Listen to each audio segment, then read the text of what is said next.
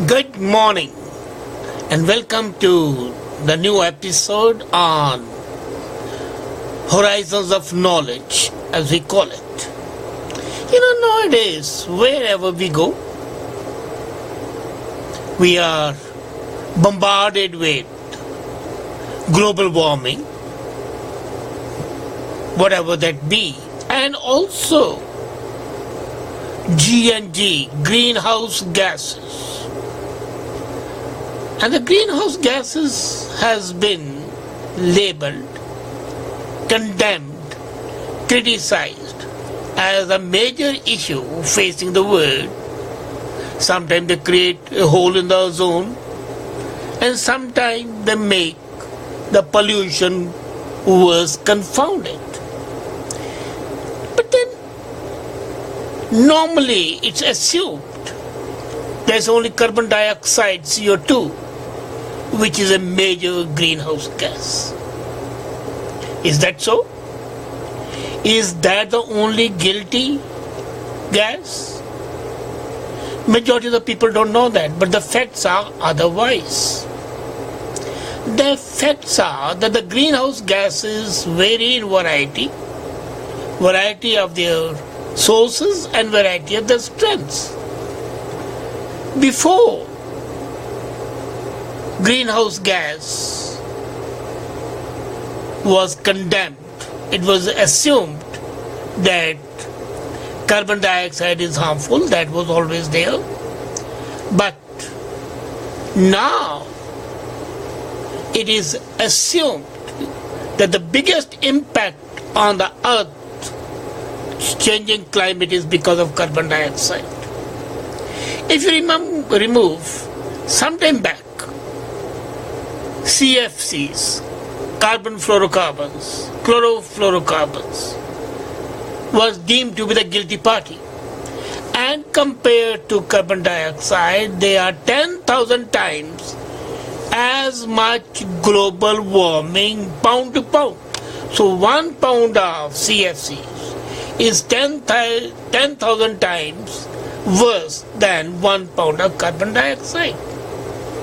1987, these were banned by the Montreal Protocol all over the world.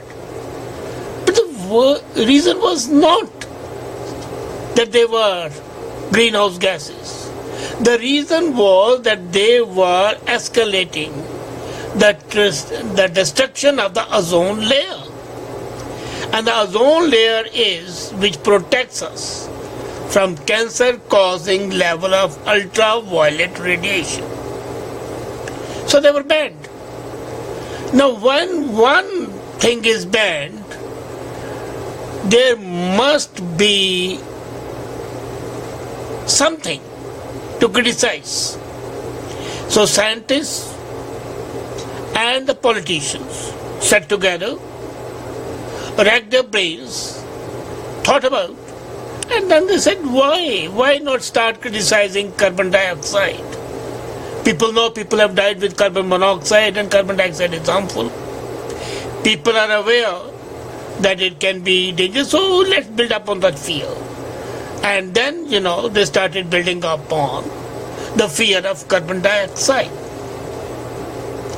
Now imagine there came Kyoto Protocol, there came the Paris Agreement, and it was thought that if we could reduce 2 gigatons of carbon equivalent emissions per year, the phase out shall be equivalent to 5 times of CFCs.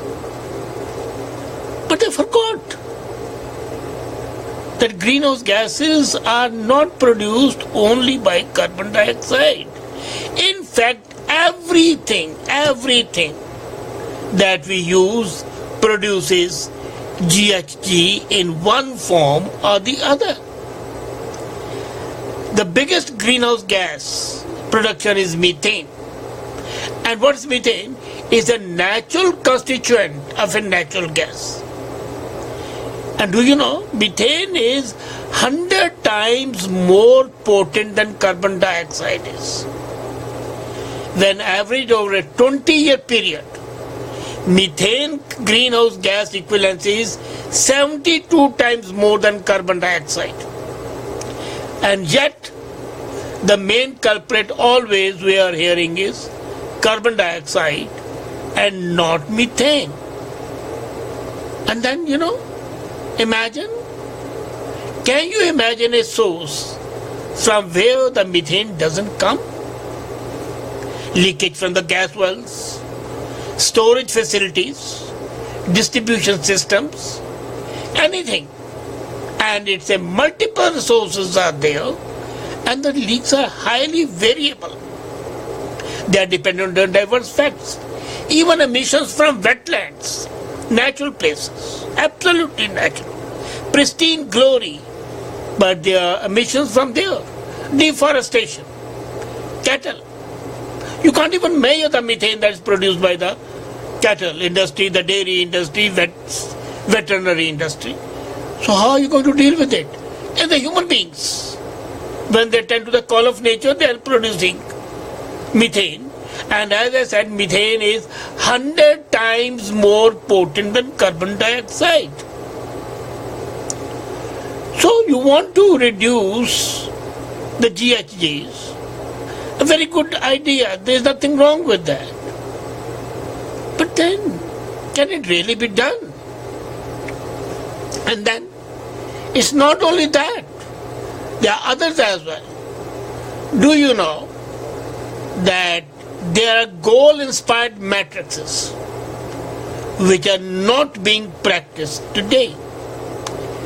And then, another gas which produces GHG, another with a GHG should be considered that to be GHG, is water vapor.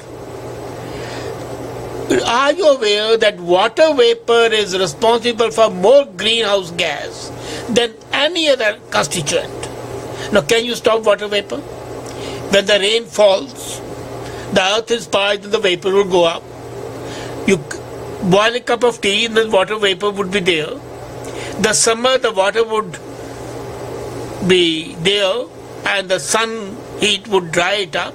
So, this is a natural happening occurrence. The three states of gas, water, gas, liquid, solid, would keep on interchanging. And as it goes to the third gas stage, that's a gaseous state, the water vapor would be there, which is a GHG. So as air gets warmer, it can hold more water vapor. So the warmer climate leads to more vapor in the air, and there's a feedback effect. So that's why there's a dramatic change in the rainfall patterns. And water vapor stays on till the next rainfall. So, does it cause the climate system? No. It's a slave to the climate system. So what my purpose today is to say that the greenhouse gases are not only carbon dioxide. They are in each and every item that we use, that is of everyday use, and not only of everyday use, but which is happening naturally, automatically, without human control. The question then arises, should we not be concerned with the issue? Yes, we should. You see, there are two ways. One is to be obsessive about it. Second is to be realistic about it. What is happening today is that our political leaders, aided and abetted by the scientists, for their own purpose, I don't know what the purpose is, but for their own purpose, they are creating a bugbear of GNG, of pollution, of global warming. Give it whatever name you want to do it. And not only that, either they create images of fear or magnify them out of all recognition. I have nothing against it. It's good. Control the climate. But can you do it? All progress is dependent of the pollution. Why not, as I said earlier, why not use pollution as a resource rather than condemning the sources which cause it and which are beyond human control? We spend billions and trillions of dollars on scientific research. Again, I have no dispute with spending money on research, but is it being properly utilized? You remember, a few years back, a UN group on pollution control, headed by Rajendra Pachauri of India, was awarded a Nobel Prize for their work on the global warming. Actually, he and Al Gore shared this Nobel Prize.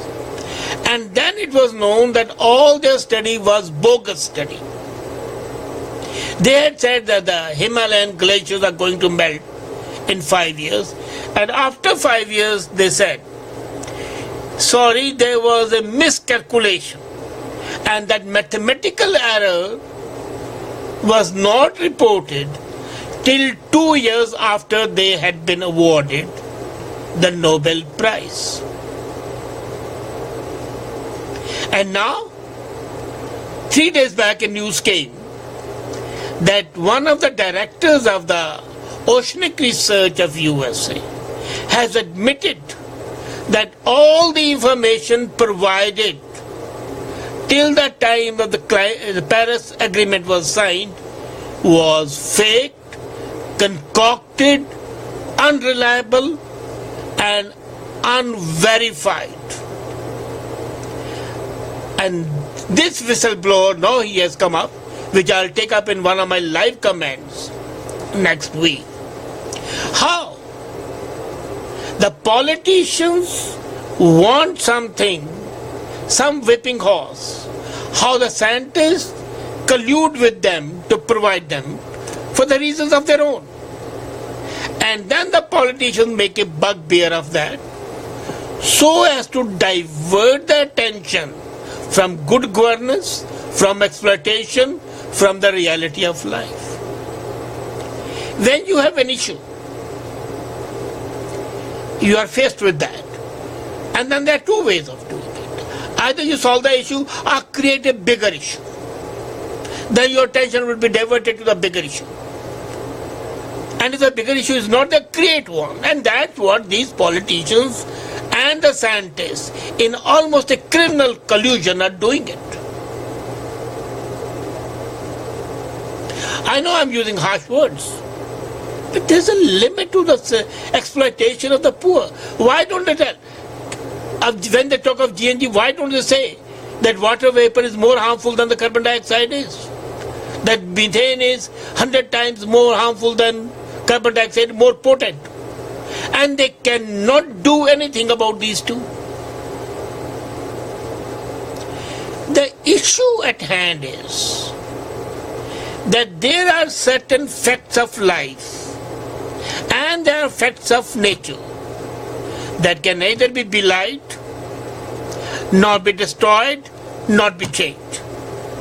You have to accept them as they are or make the best use of it. Okay, I also agree that we should make efforts to reduce the emissions. We should make the efforts. But should we be obsessed by that? My objection is, A, why be obsessed? B, the money that we are spending on this obsession, can we not make use of it in a better way? The same scientific capabilities, I have no doubt that these scientists are highly capable. Can we not do something to ensure that the clean water and the clean air is available to the people, rather than talking about the mundane things that may happen after 1,000 years? We as human beings are concerned with the present and the immediate future. Change is a law of nature. We have got to accept it. Changes would happen.